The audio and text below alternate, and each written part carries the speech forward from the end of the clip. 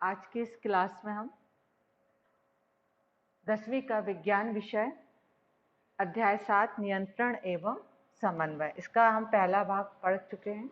जंतुओं में कैसे तंत्रकीय समन्वय होता है। अब हम पढ़ेंगे आज यहाँ पर पादपों में समन्वय किस प्रकार पादप में होता है, क्योंकि पादप में कोई तंत्रिका तंत्र नहीं पाया जाता है। पादप में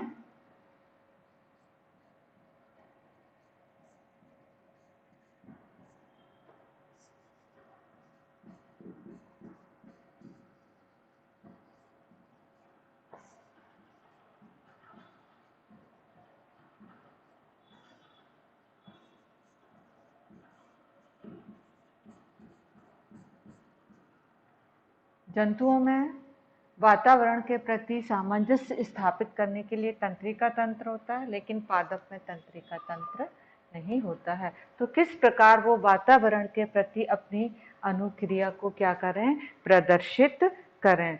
तो कोई भी उद्दीपन, उद्दीपन मतलब कारण, उद्दीपन मतलब कारण, जिस कारण से वो अनुक्रिया प्रदर्शित करते हैं। जैसे एक अच्छा उदाहरण है, आपने देखा होगा, एक ये छुई मुई का पौधा है। ये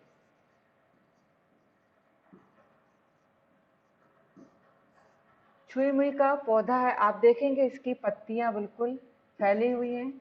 इसको हम थोड़ा सा भी टच करते हैं तो उसके बाद ये इसकी पत्तियां मुरझा जाती हैं और नीचे की ओर क्या हो जाती है, लटक जाती हैं। तो ये स्पर्शानुवर्तन मतलब स्पर्शा मतलब स्पर्श के कारण इनमें थोड़ा सा परिवर्तन हो जाता है।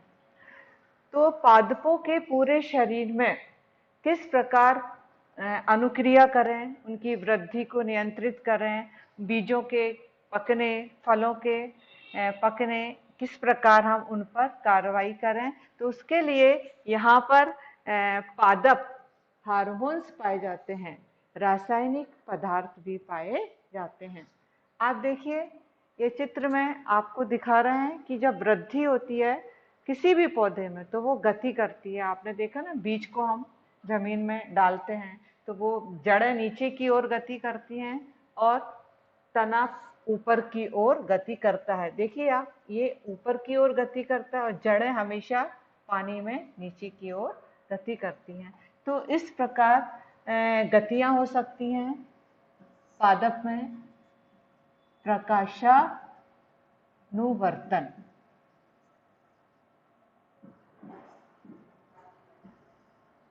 ये दिशीय गतियां हैं या अनुवर्तन गतियां हैं। एक गति हो सकती है इसमें गुरुत्व के कारण गुरुत्वानुवर्तन।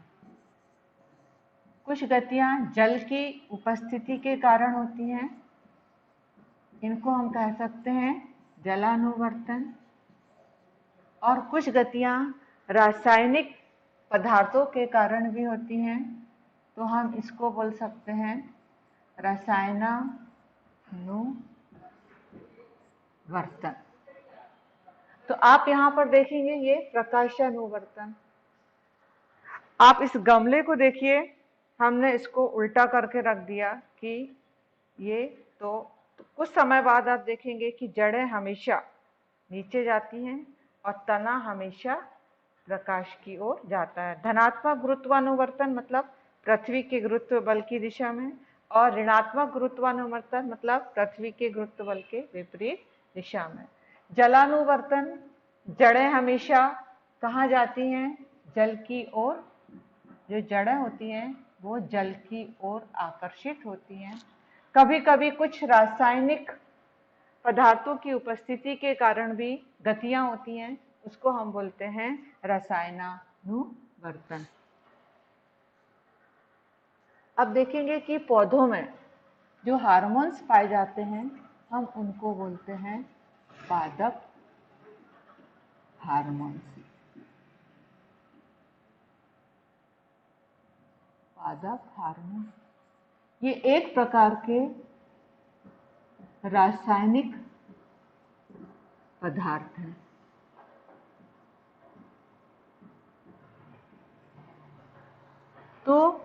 पौधों में 4 प्रकार के हार्मोन्स पाए जाते हैं। एक हार्मोन्स है ऑक्सिन।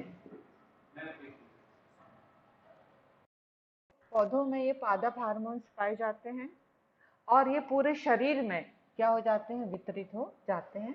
तो कुछ प्रमुख हार्मोन्स हैं, उसके बारे में हम बता रहे हैं आपको। ऑक्सिन, ऑक्सीजन मत लिखना, ऑक्सिन हार्मोन्स होता है। ये इसका क्या कार्य है, ये पूरे पौधे की क्या करता है, पौधे में अधिकतर तने व कोशिकाओं की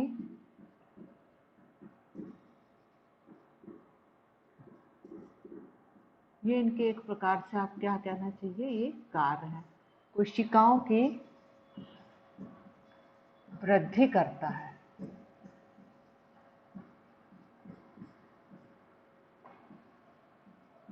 ये जो ऑक्सिन हार्मोन्स हैं, ये पौधे के अग्रभाग, जैसे आप देखिए पौधे की ये शाखाएं हैं, तो ये जो अग्रभाग है, ये अग्रभाग अधिकतर ये यहाँ पर ही ये हार्मोन्स पाए जाते हैं। ये सूर्य के प्रकाश की उपस्थिति में भी इनका निर्माण होता है। तो कोशिकाओं की वृद्धि करते हैं, कोशिकाओं की लंबाई करते हैं ये ऑक्सिन। दूसरा है जिब्रेलिन।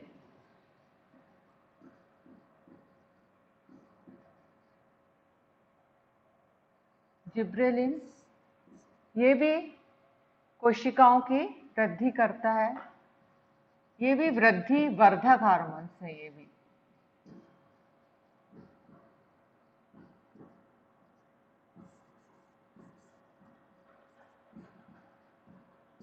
कोशिकाओं की वृद्धि करना, जिब्रेलिन। अगला हार्मोन्स है साइटोकाइनिन।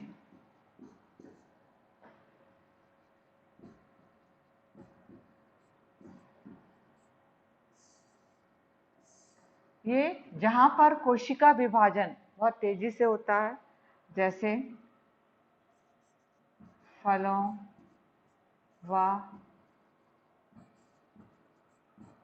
बीजों में,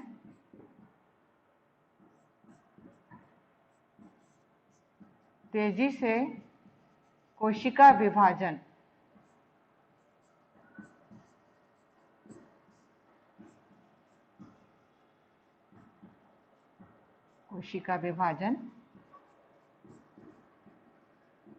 करते हैं साइटोकाइन। तो ये जो शुरू के 3 हार्मोन्स हैं, ये वृद्धि वर्धक हैं। अगला हार्मोन्स है एब्सिसिक अम्ल।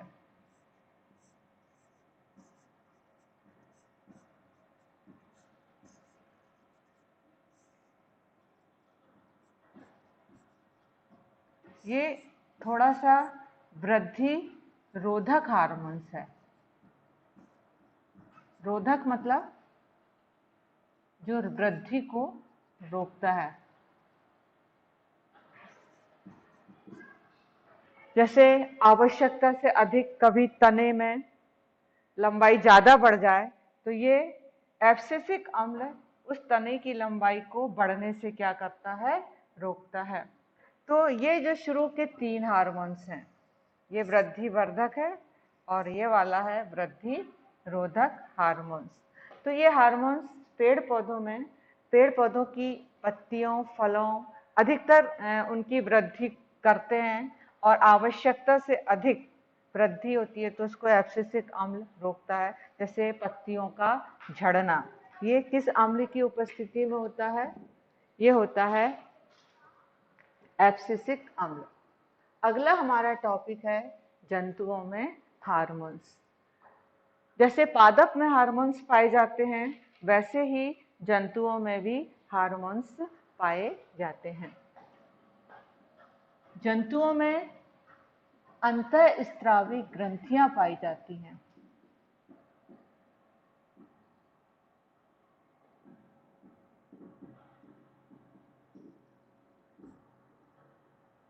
अंतःस्रावी ग्रंथियां, इनको हम अंतःस्रावी जो ग्रंथियां हैं इनको हम नलिका विहीन ग्रंथियां भी कह सकते हैं।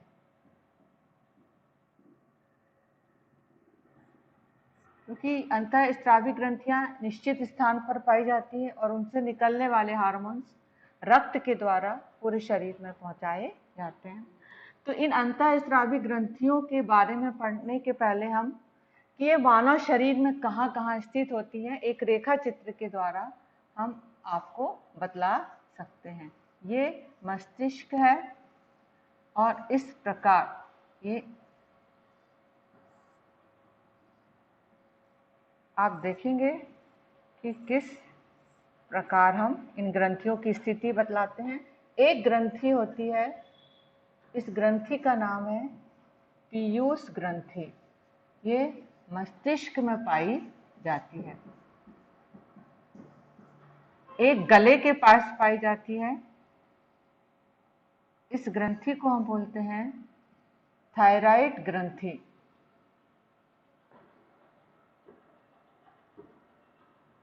थायराइड ग्रंथि।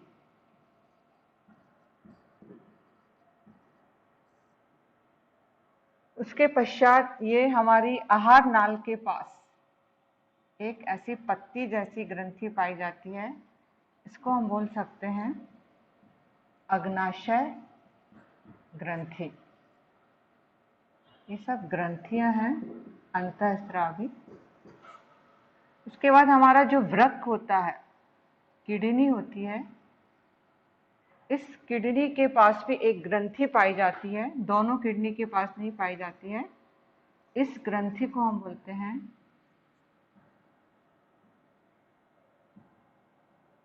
एड्रीनल ग्रंथि या इसको हिंदी में अधिकतर अधिवृक्क ग्रंथि भी कहते हैं। इसके पश्चात मानव शरीर में यहां पर नर में एक ग्रंथि पाई जाती है वृषण, या मादा में पाई जाती है अंडाशय। इन दोनों में से कोई एक होगी, नर है तो वृषण होगा और मादा है तो अंडाशय। ये हमारे शरीर की प्रमुख अंतःस्रावी ग्रंथियां हैं। तो पीयूष ग्रंथि को हम मास्टर ग्रंथि भी कह सकते हैं। ये इससे निकलने वाले जो हार्मोन्स होते हैं ये पूरे शरीर की क्रियाओं पर नियंत्रित करते हैं। गले के पास होती है थायराइड ग्रंथि, ये अग्नाशय और ये एड्रीनल ग्रंथि और वृषण और अंडाशय। अब हम इनके बारे में जो हार्मोन्स निकलते हैं एक एक ग्रंथि के बारे में, तो हम उनके बारे में पढ़ेंगे और वो हमारे शरीर पर क्या प्रभाव डालते हैं।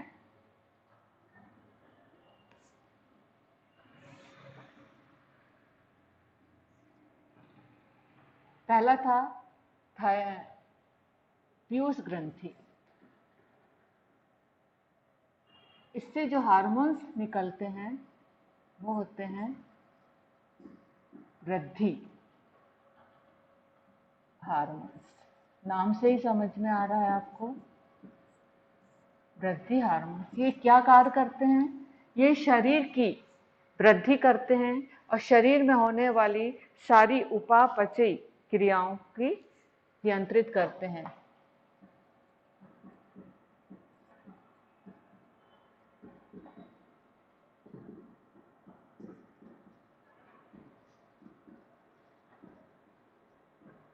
शरीर की वृद्धि करना। दूसरा है थायराइड ग्रंथि। इससे जो हार्मोन्स निकलता है वो है थायरॉक्सिन।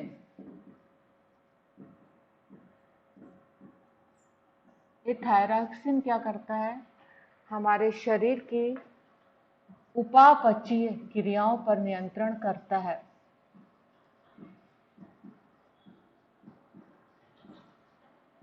उपापचय, मेटाबॉलिज्म।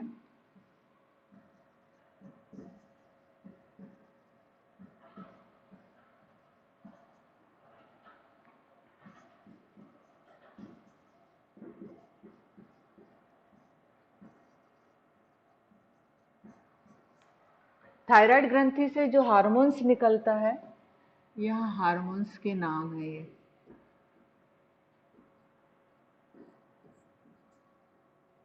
तो ये जो थायरॉक्सिन हार्मोन्स है, इसको बनने में हमें ज़रूरत पड़ती है आयोडीन की। आपने देखा होगा कभी कभी किसी के गले में सूज फूल जाता है, ग्वाटर नामक रोग हो जाता है, वो आयोडीन की कमी से हो जाता है। तो हम देखते हैं कि ये थायरॉक्सिन हार्मोन्स में आयोडीन की ज़रूरत पड़ती है, इसलिए हमें नमक में आयोडीन लेना चाहिए। तीसरी ग्रंथि है अग्नाशय। अग्नाशय ग्रंथि, इससे जो हार्मोन्स निकलता है वो हार्मोन्स का नाम है इंसुलिन। ये इंसुलिन हमारे शरीर में उपस्थित शर्करा का पाचन करती है, शर्करा का उपयोग करती है, शर्करा पर नियंत्रण करता है। कौन करता है? इंसुलिन। इंसुलिन हार्मोन्स यदि ज़्यादा हो जाता है या कम हो जाता है, हमारे रक्त में शर्करा का स्तर ज़्यादा हो गया तो हार्मोन्स इंसुलिन ज़्यादा निकलने लगता है, और यदि शर्करा का स्तर कम है तो इंसुलिन हार्मोन्स कम निकलता है। उसके बाद जो अगली ग्रंथि है हमारी है वो है एड्रिनल। एड्रिनल ग्रंथि से जो हार्मोन्स निकलता है वो है एड्रीनिलिन। एड्रीनलिन हार्मोन्स निकलता है, और ये जो एड्रीनलिन्स हार्मोन्स होता है, ये हृदय की धड़कन, ये भी क्या करता है? हृदय की धड़कन की गति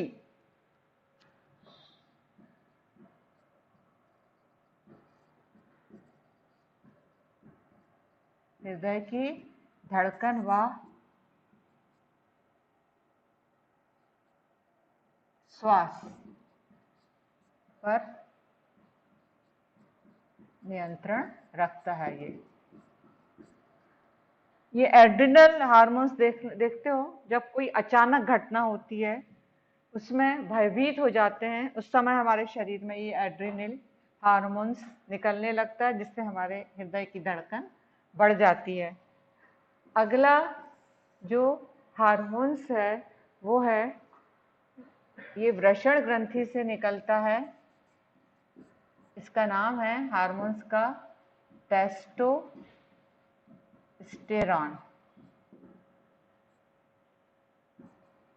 ये वयस्क अवस्था में नर में लैंगिक लक्षणों को विकसित करता है।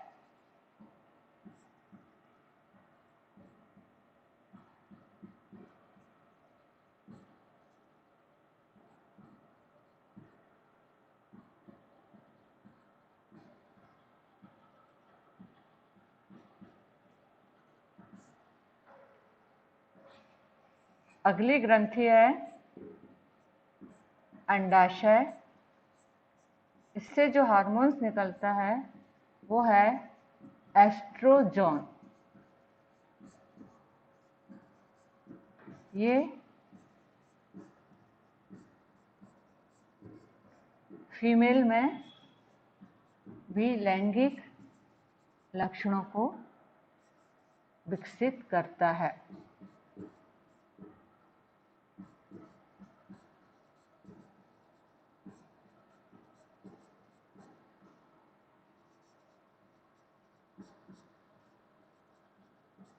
इस प्रकार ये अंतःस्रावी ग्रंथियों के नाम हैं।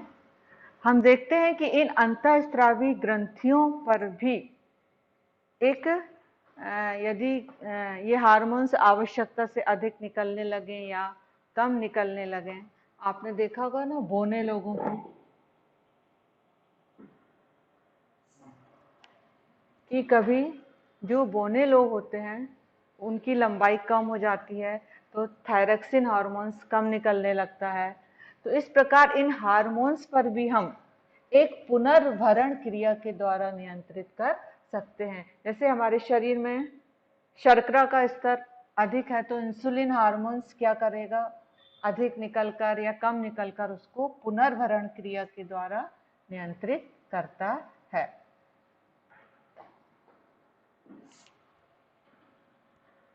इसके कुछ महत्वपूर्ण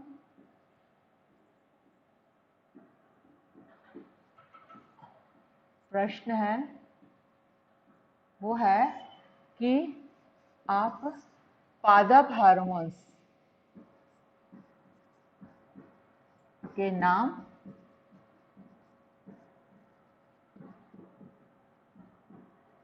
व कार्य बताइए।